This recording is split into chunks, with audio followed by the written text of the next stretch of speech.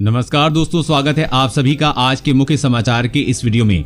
जी हां दोस्तों, मोदी सरकार की तरफ से बड़ी और महत्वपूर्ण खबर की अपडेट निकल कर आ रही है, जिसकी सटीक जानकारी हम आपको इस वीडियो में देंगे। बस आप इस वीडियो के साथ अंत तक बने रहिए। लेकिन उससे पहले आपसे एक छोटी सी रिक्वेस्ट है कि मुझे इस वीडियो को बनाने में बहुत मेहनत लगती है, तो इस मेहनत के लिए वीडियो पर एक लाइक जरूर कीजिएगा और साथ ही वीडियो के नीचे दिए गए इस लाल बटन को दबाकर चैनल को सब्सक्राइब कीजिए और इस घंटी को भी दबाइए ताकि आपको दिन भर की बड़ी खबरों की जानकारी लगातार मिलती रहे।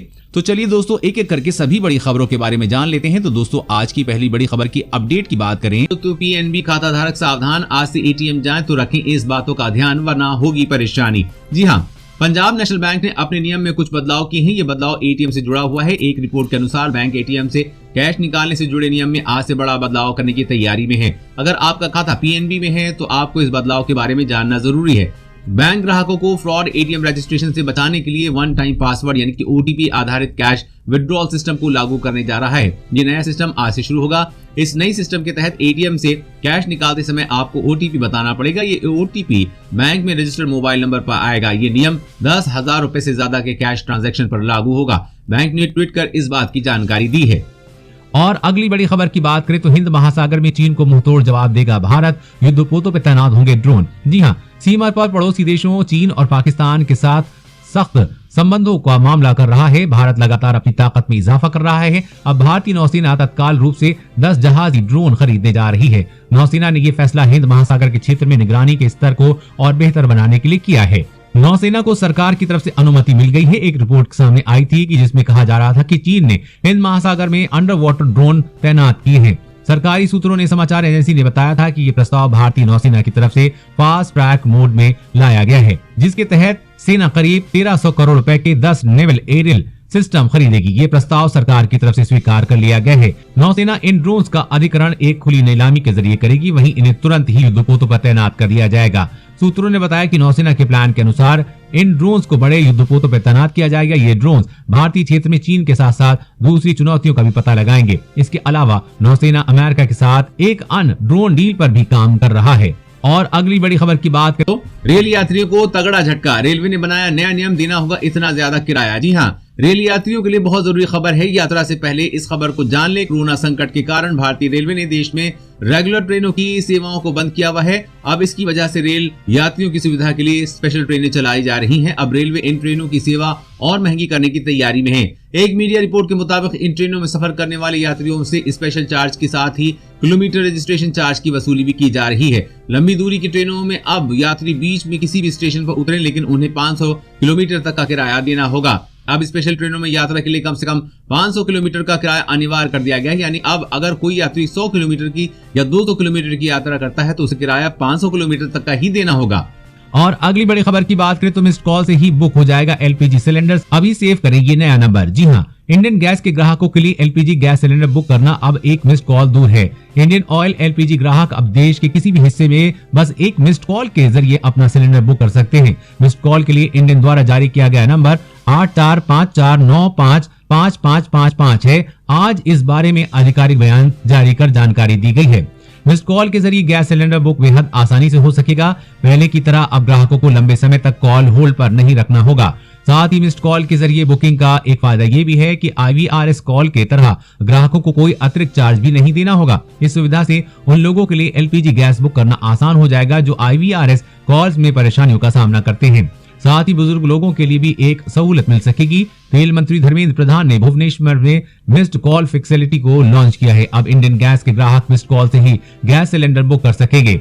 और अगली बड़ी खबर की बात करें तो भारत के इन 2 मिसाइलों से चीन में दहशत, टेंशन में आया ड्रैगन। जी हाँ, चीन पूरी दुनिया में अपनी झूठी ताकत का प्रदर्शन करता रहता है तथा खुद को एक शक्तिशाली देश समझता है, लेकिन दुनिया जानती है कि चीन की असली ताकत क्या है। एक ताजा रिपोर्ट के मुताबिक चीन भारत की 2 मिसाइलों की ताकत से सबसे ज्यादा डरता है। खबर के मुताबिक चीन की सेना और उसकी मीडिया से भारत में ब्रह्मोस और अग्नि 5 मिसाइल की चर्चा सबसे ज्यादा होती है। चीन भारत की इन 2 मिसाइलों से सबसे ज्यादा डरता है क्योंकि चीन के पास इस मिसाइल का कोई भी तोड़ नहीं है और चीनी मिसाइल भी इसके सामने फीकी पड़ जाती हैं। बता दें कि भारत के ब्रह्मोस मिसाइल को दुनिया की सबसे तेज क्रूज मिसाइल माना जाता है। वर्तमान में भारत की तीनों सेनाओं इस मिसाइल का इस्तेमाल करती है। ये मिसाइल अपने साथ परमाणु हथियार भी ले जा सकती है और दुश्मनों को मिनटों में तबाह कर सकती है। वहीं भारत की अग्नि 5 एक लंबी दूरी की परमाणु मिसाइल है। इस मिसाइल से चीन के किसी भी शहर को टारगेट किया जा सकता है। इसकी ताकत इतनी जबरदस्त है कि इसे एक बार छोड़ दिया जाए तो इसे रोका नहीं जा सकता।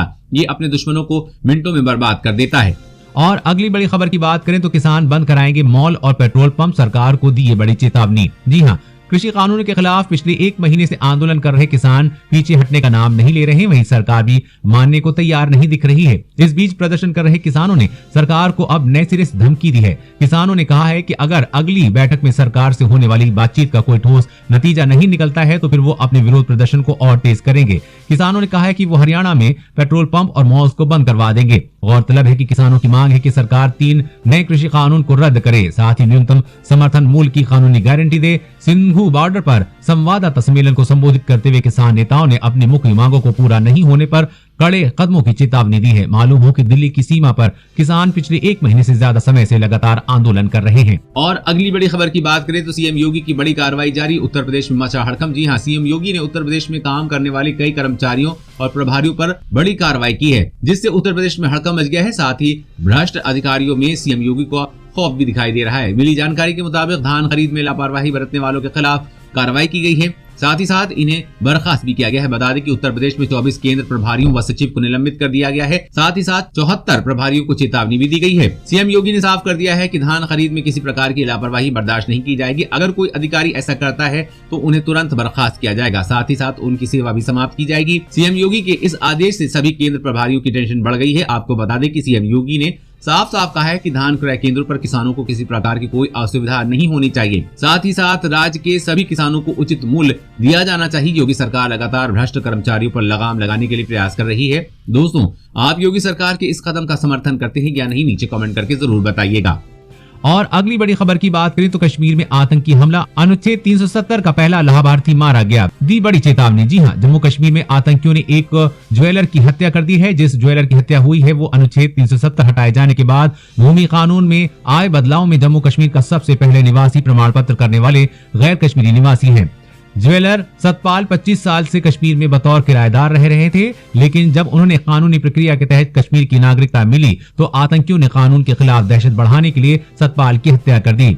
दरअसल केंद्र की मोदी सरकार ने जम्मू कश्मीर को विशेष दर्जा देने वाले कानून को निरस्त कर आर्टिकल 370 को संशोधित किया, तो जो सालों से कश्मीर में बिना नागरिकता और संपत्ति खरीदने के किराए पर निवास कर रहे थे, ऐसे लोगों की उम्मीद जगी। इन्हीं में से एक पंजाबी ज्वेलर सतपाल 370 हटाए जाने के बाद सबसे पहले डोमिसाइल सर्टिफिकेट प्राप्त करने वाले शख्स बने। लेकिन आतंकियों ने मारे जाने के बाद कहा जा रहा है कि यही डोमिसाइल सर्टिफिकेट उनकी हत्या का कारण बना है। सूत्रों के मुताबिक आतंकियों ने इस हत्या के जरिए ये संकेत देने की कोशिश की है कि कश्मीर से बाहर के लोग अगर यहाँ निवास प्रमाण पत्र लेने की सोचेंगे तो उनका भी यही हश्र होगा। हालांकि मामले में पुलिस गहराई से छानबीन कर रही है। और अगली बड़ी खबर की बात करें तो 3000 रुपए वाली पीएम श्रम योगी मानधन पेंशन योजना और एनपीएस में हो सकता है बड़ा बदलाव। जी हां, प्रधानमंत्री श्रम योगी मानधन योजना के तहत 60 साल की उम्र के बाद 3000 रुपए पेंशन मिलती है। योजना के तहत जितनी कंट्रीब्यूशन हर महीने लाभार्थी करता है उतना ही सरकार उसमें मिलाती है। यानी अगर आपका कंट्रीब्यूशन 100 रुपए है तो सरकार भी इसमें 100 रुपए मिलाएगी। लेकिन जल्द सरकार इसको लेकर बड़े कदम उठाने जा रही है। मीडिया रिपोर्ट्स के मुताबिक छोटे व्यापारियों और असंगठित क्षेत्र में काम करने वालों के लिए मौजूदा वॉलेंटरी पेंशन स्कीमों को सरकार ईपीएफओ के तहत लाने की योजना बना रही है। इन वॉलेंटरी पेंशन स्कीमों में प्रधानमंत्री श्रम योगी मानधन और नेशनल पेंशन स्कीम शामिल है। इन दोनों स्कीमों को अधिक आकर्षक बनाने के मकसद से श्रम मंत्रालय इस योजना को अमली जामा पहनाना चाहता है। इन्हें और ज्यादा सरल भी बनाया जाएगा। लॉन्च होने के बाद कई साल बीत जाने के बाद से ये भी स्कीमें बहुत सब्सक्राइबरों के ध्यान खींच पाने में विफल रही हैं। इसीलिए सरकार इसमें बड़े बदलाव करने जा रही है। और अगली बड़ी खबर की बात करें तो जननी सुरक्षा योजना से गर्भवती महिलाओं को मोदी सरकार दे रही है 6000 रुपए की मदद। जानिए किसे मिलेगा लाभ। जी हां, देश में हर साल गर्भावस्था के दौरान होने वाली दिक्कतों और बीमारियों की वजह से 56,000 से अधिक महिलाओं की मौत हो जाती है। गर्भवती महिलाओं और नवजातों की स्थिति में सुधार लाने के लिए सरकार ने जननी सुरक्षा योजना की शुरुआत की है। इस योजना में गर्भवती महिला की डिलीवरी होने पर सीधे उनके बैंक अकाउंट में 6000 रुपए दिए जाते हैं।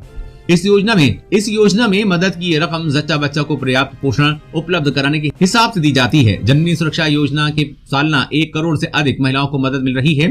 सरकार इस योजना पर सालाना 1600 करोड़ रुपए खर्च कर रही है। इसका उद्देश्य गरीब गर्भवती महिलाओं के संस्थागत एवं सुरक्षित प्रसव को बढ़ावा देना है। केंद्र सरकार इसके लिए गर्भवती महिलाओं को आर्थिक मदद देती है। इस योजना का लाभ उठाने के लिए गर्भवती महिला को अपने प्रसव और शिशु के जन्म के लिए किसी सरकारी अस्पताल में रजिस्ट्रेशन कराना होता है। जननी सुरक्षा योजना में रजिस्ट्रेशन कराने वाली महिलाओं को प्रसव के वक्त और बाद में सरकार द्वारा नकद आर्थिक सहायता दी जाती है। दोस्तों आज की खबरों में बस इतना ही। इसी तरह हर रोज काम की खबरें जानने के लिए आप हमेशा हमारे साथ जुड़े रहें। हमारे साथ जुड़ने के लिए वीडियो के नीचे दिए गए इस लाल बटन को दबाएं और साथ ही इस घंटी को भी दबाइए ताकि आपको हर खबर की सटीक जानकारी मिल सके। जय हिंद, धन्यवाद।